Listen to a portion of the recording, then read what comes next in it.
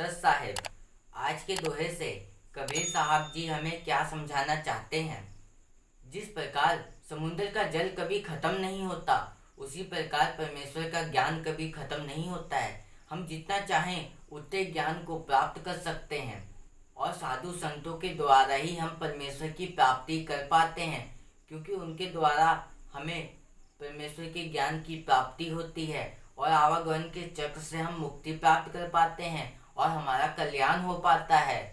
और इसीलिए गुरु के नियमों का हमें पालन करना चाहिए और सही मार्ग पे चलना चाहिए और कभी भी अपने मार्ग से नहीं भटकना चाहिए। आज के दोहे से कबीर साहब जी हमें यही समझाना चाहते हैं, तो कृपया करके पूरा सुनना और ध्यान पूर्वक सुनना, तभी तुम इस दोहे को अच्छी तरीके से समझ पाओगे। कबीर साहब जी का दोहा।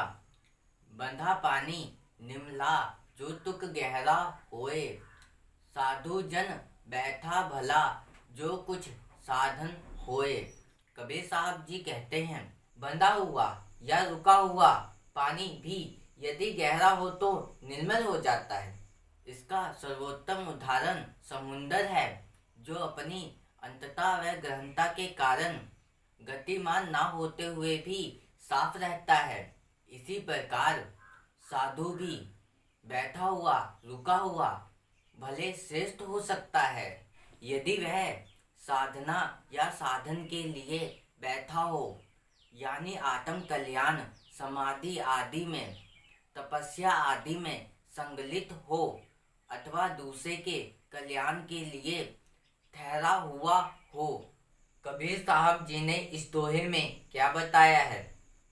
जिस प्रकार बंधा हुआ या रुका हुआ पानी गहरा होता है तो निर्मल हो जाता है, उसी प्रकार साधु संत बंधे हुए या रुके हुए हों तो वो ज्ञान की प्राप्ति करते हैं।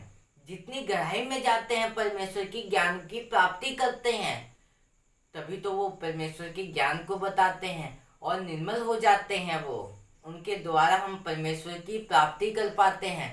साधु संतों के द्वारा ही हम परमेश्वर की प्राप्ति कर पाते हैं और कभी भी अपने मार्ग से नहीं भटकते हैं, क्योंकि उनके हृदय में कोई पाप नहीं होता, कोई दुष्कर्म नहीं करते हैं, क्योंकि उनको परमेश्वर के ज्ञान के बारे में पता चल जाता है और हमारा कल्याण के लिए वो रुके रहते हैं। वो चाहते हैं कि हम भी परमेश्वर की प्राप्ति करें और साधु संतों की वजह से ही हम परमेश्वर की प्राप्ति कर पाते हैं, क्योंकि उनके द्वारा ही हमें ज्ञान मिलता है और हम सही मार्ग और सही दिशा की ओर जा पाते हैं। जिस प्रकार बंधा हुआ या रुका हुआ पानी गहरा हो तो निर्मल हो जाता है, उसी प्रकार साधु संत भी जितना गहराई तक का जाते हैं परमेश्वर के ज्ञान की प्राप्ति कर पाते हैं। जितना अंत तक का जाएंगे, जितना जानने का प्रयास करेंगे, उतना ही वो परमेश्वर की प्राप्ति कर पाते हैं। जिस प्रकार पानी जितना गहरा होता है उतना ही निर्मल होता है। जितना ही साधु संतों के अंदर, हृदय के अंदर कोई पाप नहीं होगा, तभी वो परमेश्वर की प्राप्ति कर पाएंगे। उनका हृदय निर्मल हो जाएगा और कोई भी भावनाओं में नहीं बहते होंगे। संसार की किसी भी वस्तु का मोह नहीं होगा। वही वास्तविक में साधु होता है और उन्हीं को हमें गुरु बनाना चाहिए और उनके द्वारा हम परमेश्वर की प्राप्ति कर पाएंगे। और इसीलिए हमें उनके नियमों का पालन करना चाहिए और सही मार्ग पे चलना चाहिए। इसका सर्वोत्तम उदाहरण समुंदर है। इसका सर्वोत्तम उदाहरण समुंदर है। अगर जिस प्रकार समुंदर का जल नहीं खत्म होता, उसी प्रकार परमेश्वर का ज्ञान नहीं खत्म होता। हम जितना चाहें उतना ले सकते हैं, बस लेने की जरूरत होती है। इसीलिए बंधे हुए या रुके हुए साधु संत हमें ज्ञान बताते हैं, क्योंकि उन्होंने जिस प्रकार ज्ञान को लिया है वो हमें समझाना चाहते हैं। जब तक तुम अपने हृदय को शीतल नहीं करोगे, तब तक तुम परमेश्वर की प्राप्ति नहीं कर पाओगे और सही मार्ग पे नहीं जा पाओगे। जो अपने अंतता व गहनता के कारण, मतलब उनके हृदय में बहुत से विचार चलते हैं और वो परमेश्वर के ज्ञान के अंत तक का जाते हैं, उनके हृदय में बहुत से पाप होते हैं, बहुत से दुर्गुण होते हैं। उन सबको त्याग कर ही वो परमेश्वर की प्राप्ति कर पाते हैं। गतिमान होते हुए भी साफ रहता है। इस संसार में रहते हुए भी साधु संत हमें ज्ञान बताते हैं और इस संसार की किसी भी वस्तु का मोह नहीं रखते हैं। तभी तो वो साफ रहते हैं, उनके हृदय में कोई पाप का वास नहीं होता है। तब जाके हम परमेश्वर की प्राप्ति कर पाते हैं। आवागमन के चक्र से हमें मुक्ति मिल पाती है, और वो भी साधु संतों की वजह से। और वो हमारा कल्याण करने के लिए बंधे रहते हैं और रुके रहते हैं यहाँ इस धरती में, कि हमें ज्ञान बताएं और सही मार्ग बताएं। और साधु संतों के बिना हमें परमेश्वर के सत्य के बारे में नहीं पता चलता है। और परमेश्वर की प्राप्ति करो और सही मार्ग पे चलो। इसी प्रकार साधु भी बैठा हुआ, रुका हुआ भले श्रेष्ठ हो जाता है।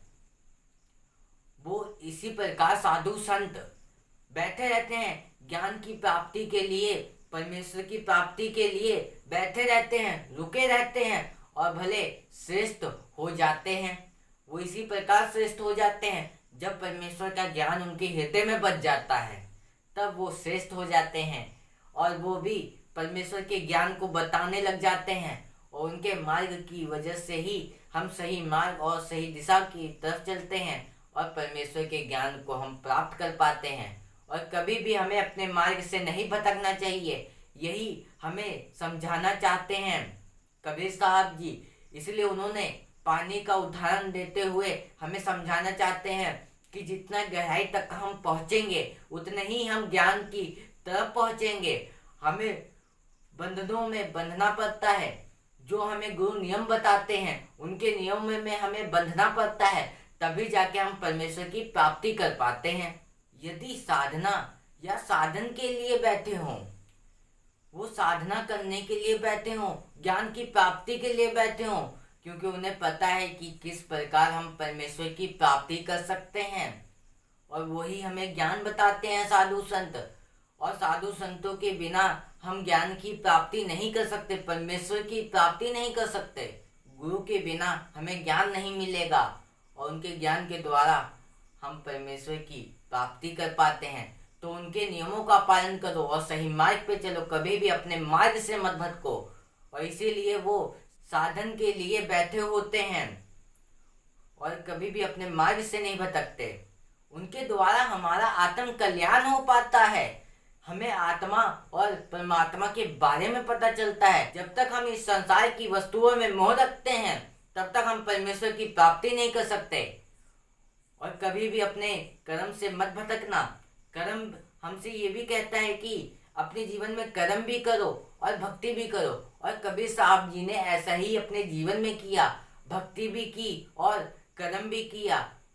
और इसी प्रकार हमें भी अपने जीवन में चलना चाहिए और सही मार्ग पे चलना चाहिए। समाधि आदि में, तपस्या आदि में संगलित हों, समाधि आदि में, तपस्या आदि में बैठ जाते हैं, वो ज्ञान की प्राप्ति करते हैं, फिर उनके द्वारा हम कल्याण करा पाते हैं और परमेश्वर की प्राप्ति कर पाते हैं। अथवा दूसरे के कल्याण के लिए ठहरे हुए, वो हमारे लिए रुकते हैं, इस संसार के मनुष्यों के लिए रुकते हैं कि उनको भी ज्ञान के बारे में पता चले, आत्म कल्याण के बारे में पता चले।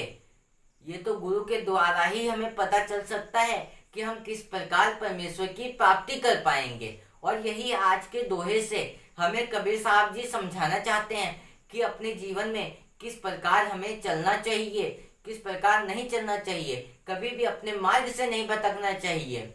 और इसमें समुद्र और पानी का उदाहरण देते हुए कबीर साहब जी यही समझाना चाहते हैं, जिस प्रकार समुद्र का जल कभी खत्म नहीं हो सकता, उसी प्रकार परमेश्वर का ज्ञान कभी नहीं खत्म हो सकता। साधु संतों के ज्ञान के द्वारा ही हमारा कल्याण हो पाता है और हम परमेश्वर की प्राप्ति कर पाते हैं। और आज के दोहे को अपने जीवन में उतार कर सही मार्ग पे चलना और कभी भी अपने मार्ग से मत भटकना।